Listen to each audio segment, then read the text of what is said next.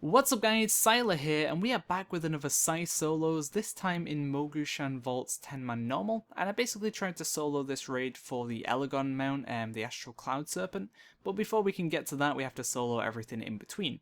So the first boss up was the Stone Guard, and this wasn't too difficult. I did come in here when I first hit 100, and it was very tough.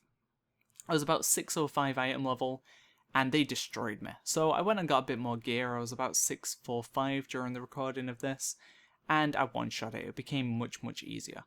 But it's slightly RNG because there's 4 different dogs and you'll only get 3 of them on 10 man, so that'll affect the mechanics that you basically get. One dog will put down these kind of frost rings that you want to move out of, one will put down like a purple patch that you'll want to move out of as well, but that's the one that was deactive, and one will link you up with another player, but because I'm soloing it, I don't get affected by that. And I guess the final one will do that rend that I've got right now. They will overload when they hit 100 energy, so it is kind of a big chunk of damage that they'll do when they overload. So I would recommend looking to pop a cooldown when the overloads happen, or have some kind of like healing ready to come in basically. And they all share HP, so make use of multi-dotting, cleaving, things like that, because obviously if you're going to do more damage to 3 targets than you would to 1, then it's much better to cleave or multi-dot. So I make use of spreading my flame shocks and firing over in and things like that just to basically help my cleave damage.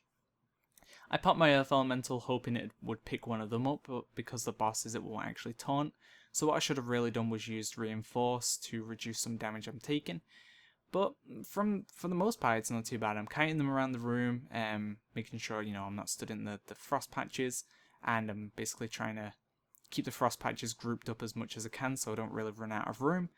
But it's not that bad of a fight. I feel like tanking classes will have a very easy time with this, especially things that can self-heal like a prop paladin. Blood DK should be pretty easy with this. I feel a rep paladin, decently geared, should be okay with this as well. Things that can't really self-heal or sustain might have a bigger trouble basically doing this. But I think anyone 630 plus should be able to give it a shot at least. I'd say about 630 is the kind of good point to be able to start soloing these types of fights, especially if you have some kind of sustain, as I said, some kind of self-healing. And if you have good AoE / multi-dot / cleave damage, you should be okay as well.